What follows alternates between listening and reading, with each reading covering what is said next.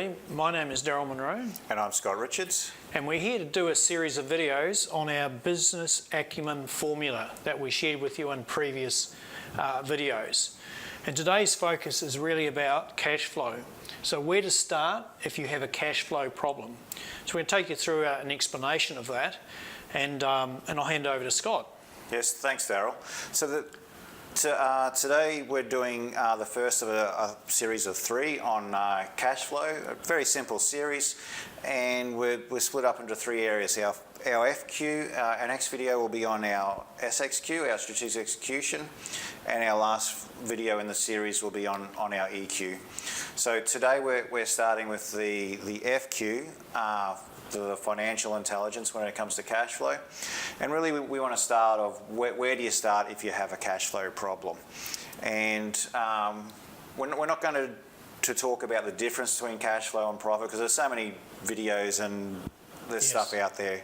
But we all know that cash flow can be a problem. There's a lot of statistics. The ATO say there's 65% of small businesses worry about cash flow. That's significant. Exactly. And when I used to do tax returns and work for an accounting practice, I would literally work with businesses who have a profit for, let's say, 5 years in a row, and they still have a cash flow problem. So they're basically subsidising their business either through drawing money down on their house, not paying tax, or getting a loan to pay tax, or getting out more loans. And so that's a slippery slide, isn't it? Exactly. And that's why we like to focus on cash flow instead of just solely profit. Yeah. So you got a catchy word for that, haven't you? Yeah, I like to call it cash flowosity. And so that's an original Scott. So after watching the Simpsons, and I don't know if you've seen the episode where Homer brings the word crisis and opportunity together, crisis unity, I came up with cash flowosity. Yep. And so when we're talking about cash flow, we're going to give the analogy of a river or a creek. And the way that cash flows through your business, let's say it's like water, it's going to take the path of the least resistance. And so if you've got holes in your river or little tributaries, the water's going to go wherever the least path. I suppose it'd be the same as if you've got holes in your business strategy and structure. Exactly. Yep.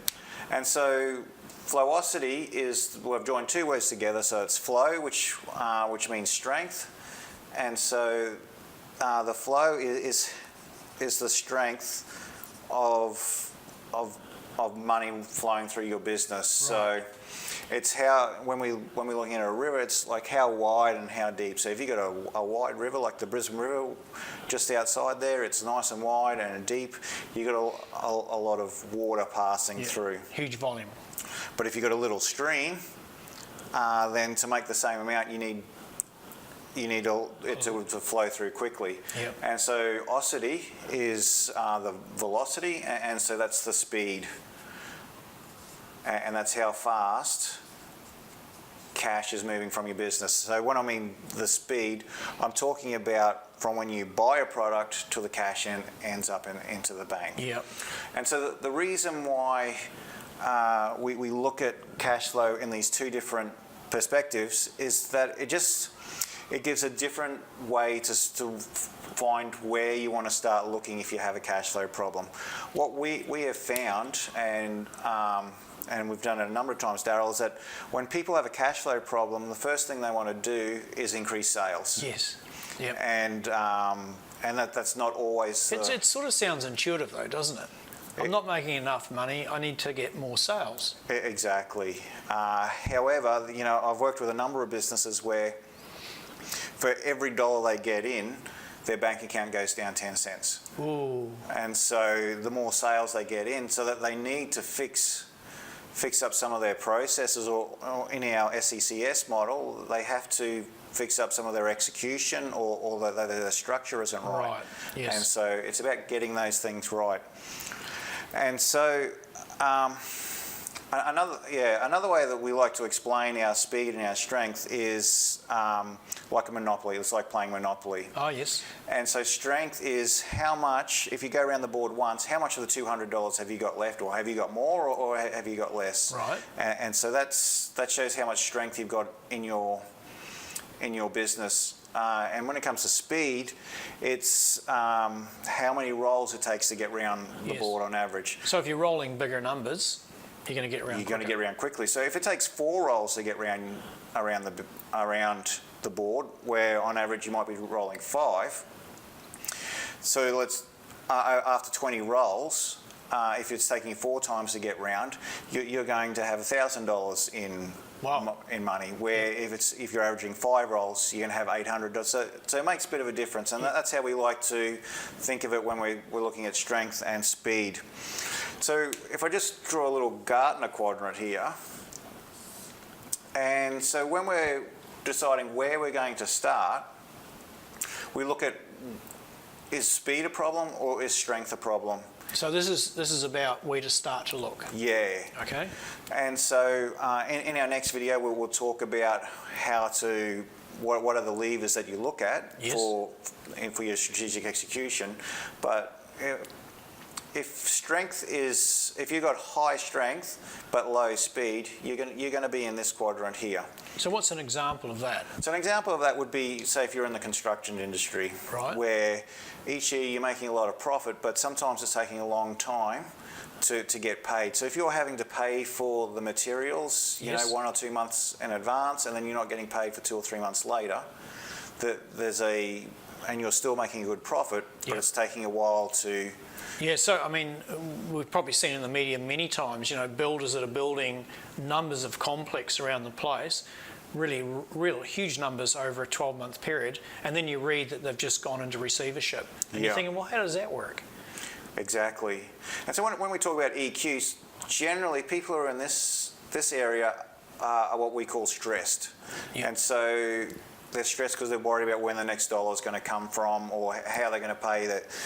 And even if you're making a profit but you're not getting the money in, and you still have to pay tax on that money, and that can be a huge stress to a lot Yes. of businesses.